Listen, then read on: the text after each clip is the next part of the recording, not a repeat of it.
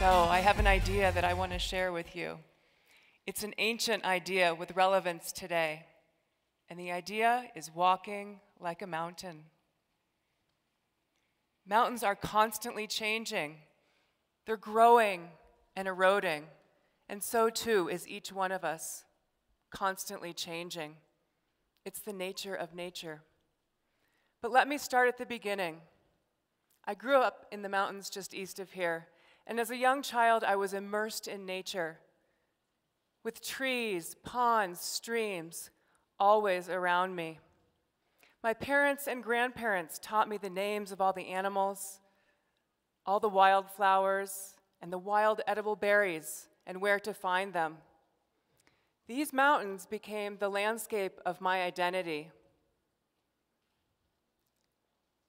But as I was getting older, I noticed more and more changes around me. And as I was coming home from school during college, I came home one time to find a house being built right at the edge of my favorite beaver pond. And it was a special childhood place. It was a place where I used to chase dragonflies and catch tadpoles and watch them grow into tiny boreal toads, a species that is now endangered in Colorado. So I think it's because of seeing so many changes that I committed to studying ecology. I wanted to learn more about mountains and human impacts on them. Mountains are so important for sustaining life on this planet. Mountains provide water for half of the world's human population. And because of their elevational gradients and their diverse topography, they are global hotspots of biodiversity. Yet at the same time, mountains are sensitive and vulnerable to environmental changes like climate change. Already, these Rocky Mountains have experienced 3 times the global average temperature increase over the past century. And we can see it around us. Maybe not today, it feels pretty cold.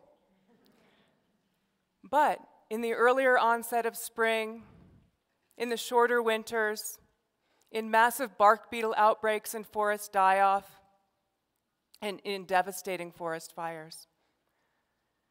So I think our footprint on the planet is too heavy, and we need to create a paradigm shift, all of us.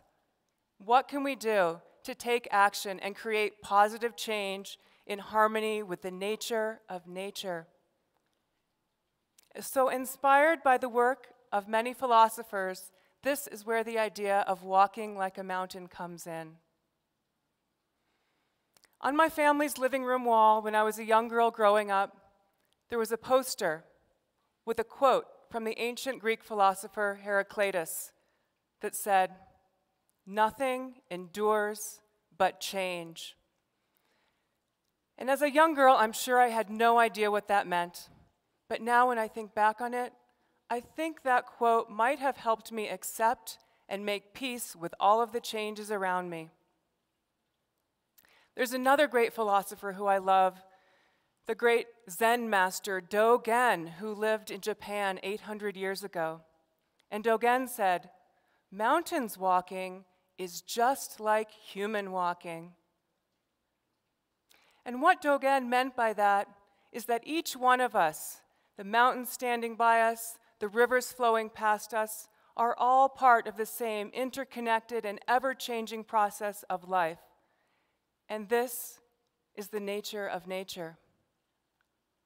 And just 70 years ago, the great American conservationist and philosopher of the land, Aldo Leopold, wrote his famous essay, Thinking Like a Mountain. And in this essay, he describes a time when he was a young man, he was a young forester, out in the Arizona wilderness with another ranger. The two of them saw a family of wolves and shot them down. And he writes, "We reached the old wolf in time to see a fierce green fire dying in her eyes. And I realized then, and have known ever since, that there was something new to me in those eyes, something known only to her and to the mountain." And he goes on to say, I was young then and full of trigger itch, and I thought that fewer wolves meant more deer, and that no wolves would mean a deer hunter's paradise. But after seeing that green fire die, I sensed that neither the wolf nor the mountain agreed with such a view. So for Leopold, thinking like a mountain is thinking like an ecosystem, long-term, and realizing how everything is interconnected, and that even predators like wolves have an important role to play in the bigger picture.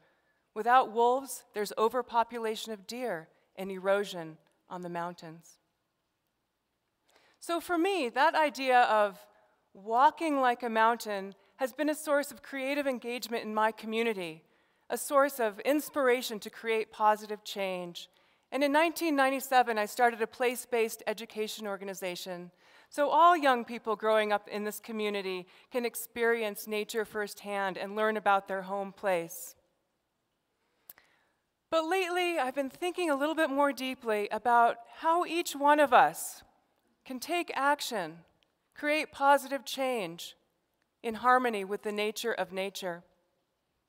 I've interviewed scientists, professors, land managers, and students, and I've asked them for their ideas. I've even sought the wisdom of trees, birds, and stars, and put some of these ideas into action. And last summer, while working with some colleagues, we came up with a list of ideas, values, to help us in creating a culture of environmental sustainability. And these values are collaboration, leadership, ecology, accountability, and resilience. So I'll tell you what I mean. A couple years ago, I was involved in a landscape restoration project. In the mountains west of Denver, in the year 2002, there was a massive wildfire. It wiped out nearly 140,000 acres. The fire burned so hot that it changed the soil so no trees would grow back. In the aftermath, there was a huge problem with erosion. After strong summer rainstorms, massive amounts of sediments would come flooding down the mountains, wiping out communities, homes, and roads. Something needed to happen, but the government alone did not have the capacity to take on the challenge. So collaboration was required. Lots of people needed to come together, individuals, agencies, and get the job done. Leadership. People needed to step forward, be courageous, committed, creative, and some people's ideas were not popular at first. Ecology. We needed a plan that would mimic nature systems, bring the trees back, bring the shrubs back, and grasses, and hold the soil in place. Accountability. We needed to know just how many acres we were going to restore of wetlands and riparian areas so that we could get the government approvals and raise the money. We had a time frame, a budget, and we were accountable. Resilience. Resilience means the ability to bounce back.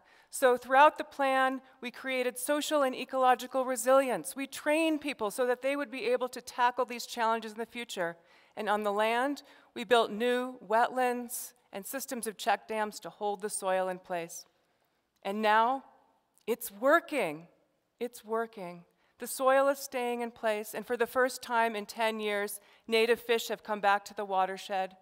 And even the northern leopard frog, a species of special concern in Colorado, has hopped its way back to live in this drainage. So I think of that as just one example of how people can come together and walk like mountains. There are many ways. Collaboration, leadership, ecology, accountability, resilience. The acronym is clear. But there are so many ways. You may want to swim like an ocean, or dance like the leaves on a tree, or create peace like a still blue lake. But wherever you are, like from the top of a mountain on a clear blue day, when you can see for miles in hundreds of directions, these values are there for you to help you create positive change in harmony with the nature of nature and walk like mountains. Thank you.